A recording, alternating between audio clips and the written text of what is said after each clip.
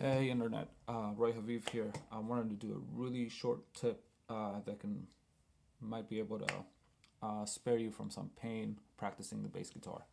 I'm going to do a series of these, but this is a question that I saw online, and I realized that this is something that I go through with all my guitar and bass students, but I realized not everybody's teacher, or not everybody has a teacher or has a teacher that would stress this, and this is a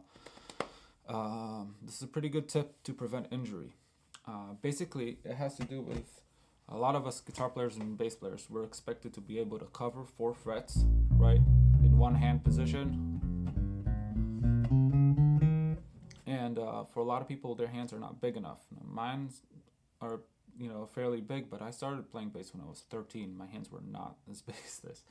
So what I ended up doing is adopting a technique that's from upright bass, which is on an upright bass, even a 3/4 size upright bass has more than a 40-inch scale length as opposed to 34 here on the bass and 25 or a little bit less or more than 25 inches on a guitar. Basically, there's no way nobody's hands are big enough to cover 4 half steps on an upright bass.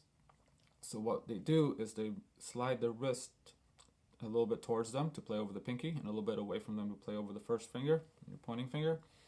And this results in this very subtle.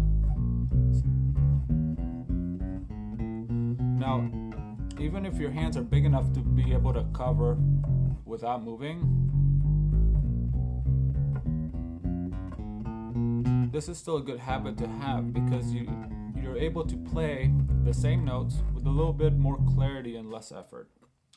Results in less fatigue, and you're going to be less prone to injury. So in under 2 minutes, don't hurt yourself, don't overstress. Slide your wrist a little bit towards you over the pinky, a little bit away from you over the first finger, and you'll be able to cover 4 or more frets more easily. Thanks. Bye.